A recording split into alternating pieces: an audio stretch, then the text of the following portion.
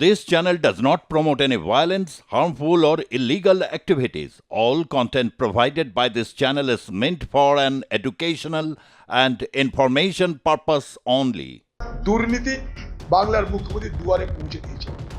দুয়ারে দুর্নীতি পশ্চিমবঙ্গের মুখ্যমন্ত্রীর একটা স্লোগান হওয়া উচিত। কলকাতা সবই হয়। এখানে আপনি যদি মনে করেন চোরডাতে পয়সা দিয়ে বলবেন বাঘের দুধ এনে দাও, বাঘের দুধও কেন পাই? তৃণমূল যতক্ষণ থাকবে কোনো অসুবিধা নাই, পাসপোর্ট জালিয়াতি চুরি চেঁচাবে কোনো অসুবিধা নাই। তৃণমূলের সংঘর্ষে সারা বাংলা জুড়ে নতুন করে রক্তাক্ত অধ্যায় শুরু হয়েছে। চিকিৎসা করার উপযুক্ত পরিকাঠামো নেই, কিন্তু বিল্ডিং আছে।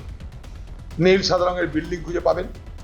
সেই বিল্ডিংগুলো করবার 1 থেকে 1.5 বছরের মধ্যে সেই বিল্ডিংগুলোর পলেস্তারা খসে যাচ্ছে, তাও দেখতে পাবেন।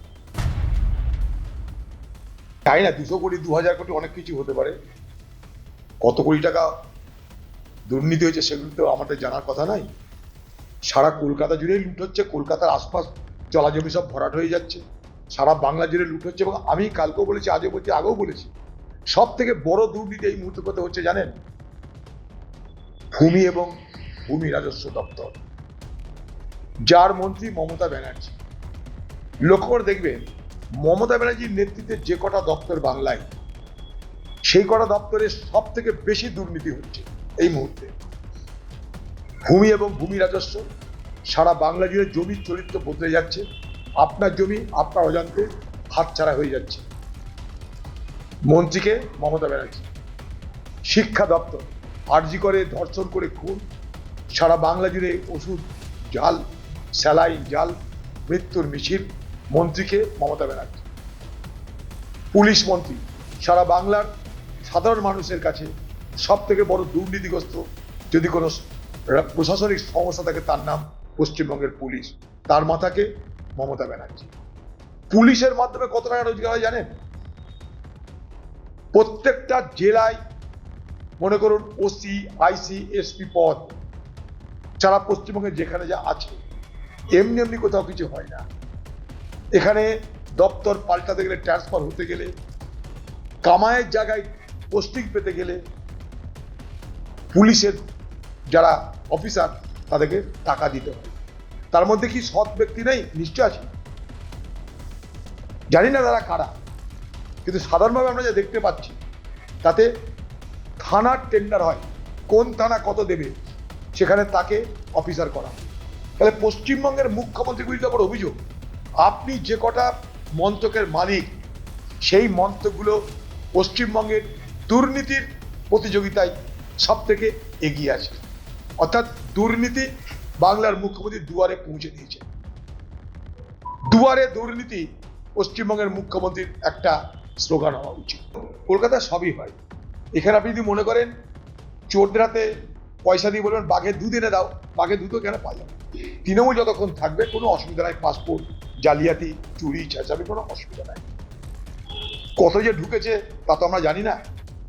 এগুলো তো ব্যবসা বাংলায়, আর এই ব্যবসা চলে পুলিশের মদতে, এই ব্যবসা চলে প্রশাসনের মদতে। উত্তরবঙ্গ, দক্ষিণবঙ্গ, মধ্যবঙ্গ, পূর্ববঙ্গ, পশ্চিমবঙ্গ সব জায়গাতে একই অবস্থা। হাসপাতাল আছে, ইট কাঠ পাথরের হাসপাতাল আছে, সেই হাসপাতালের মধ্যে চিকিৎসা নেই, চিকিৎসা করার ওষুধ নেই, চিকিৎসা করার উপযুক্ত পরিকাঠামো নেই, কিন্তু বিল্ডিং আছে। নীল সাদা রঙের বিল্ডিং খুঁজে পাবেন। সেই বিল্ডিংগুলো করবার 1 থেকে 1.5 বছরের মধ্যে সেই বিল্ডিংগুলোর পলেস্তারা খসে যাচ্ছে, তাও দেখতে পাবেন। যে কোনো হাসপাতালে যান, নীল সাদা বিল্ডিং মানে তৃণমূলের আমলে তৈরি হাসপাতাল, দেখবেন পলেস্তারা খসে পড়ছে, কারণ তৃণমূলের লোকেরা কন্ট্রাক্টারি পেয়েছে। দেখুন পিজি হাসপাতাল, কত পুরনো হাসপাতাল। ক্যালকাটা মেডিকেল কলেজ, কত পুরনো হাসপাতাল, ব্রিটিশ আমলের। এখনো কিন্তু দেখে বোঝা যায় একটা অট্টালিকা আছে। আর এসব নতুন নতুন অট্টালিকা, সেগুলোর পলেস্তারা খসে পড়ছে। হাসপাতালের মধ্যে দুর্নীতি, হাসপাতালের বাইরে দুর্নীতি, তাই পশ্চিমবঙ্গের হাসপাতালে মানুষ চিকিৎসা পাচ্ছে না।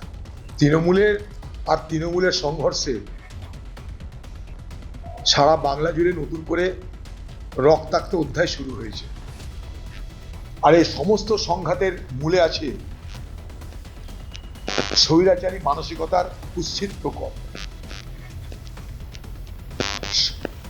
সমস্ত ক্ষমতা তৃণমূলের হাতে, সব ক্ষমতার মালিক হয়ে গিয়ে সেই ক্ষমতা প্রকাশের জায়গা খুঁজে পাচ্ছে না। সব কিছুর দখল তাদের হাতে। সেই দখলের ভাগ রাখতে গিয়ে সংঘর্ষের সংখ্যা বাড়ছে, মৃত্যু বাড়ছে।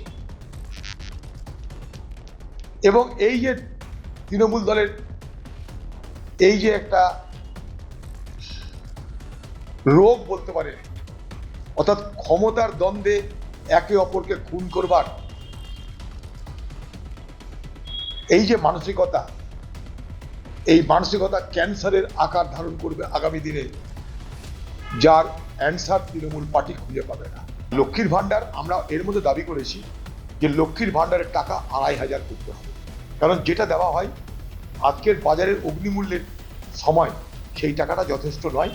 আমরা ২৫০০ টাকা লক্ষ্মীর ভান্ডারের দাবি করেছি, কারণ ভারতবর্ষে বিভিন্ন রাজ্য আছে, শুধু পশ্চিমবঙ্গ নয়, ভিন্ন ভিন্ন নামে ভারতবর্ষের বিভিন্ন রাজ্যে এই লক্ষ্মীর ভান্ডারের মতো ভিন্ন ভিন্ন নামে মহিলাদেরকে অনুদান দেওয়া হয়।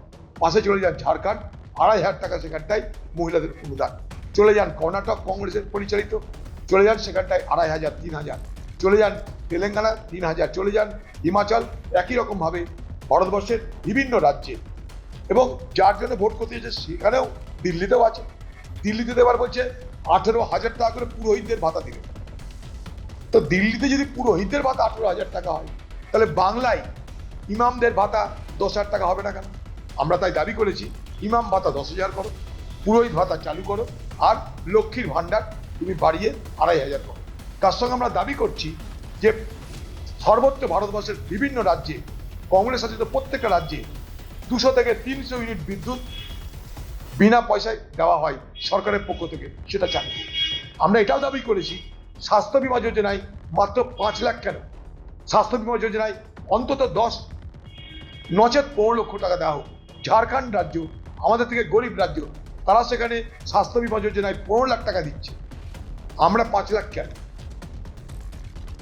পাশের রাজ্য ঝাড়খণ্ড, সেখানটায় ১ কুইন্টাল ধানের দর ৩২০০ টাকা দেওয়া হচ্ছে, ৩,২০০।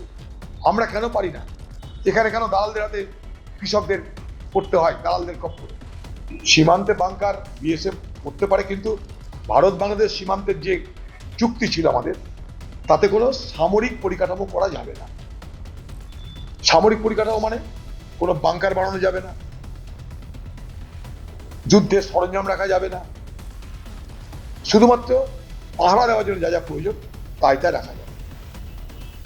অর্থাৎ মিলিটারি ইনফ্রাস্ট্রাকচার বলতে যা বোঝায়, কামান, বারুদ, অস্ত্রাগার, বাংকার, এগুলো কিছু রাখা যাবে না। এটাই ছিল ভারত এবং বাংলাদেশের মধ্যে চুক্তির মূল উপাদান।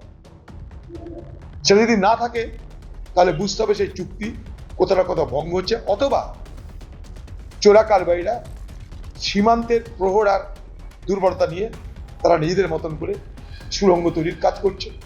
যেমন পাকিস্তানের সঙ্গে ভারতবর্ষের সীমান্তে সুড়ঙ্গ হদিস প্রায় পাওয়া যায়, আগামী দিনে বাংলাদেশের সঙ্গে ভারতের সীমান্তেও সেই সুড়ঙ্গ পাওয়া যাবে, তারই ছোটখাটো নমুনা দেখতে পাচ্ছেন।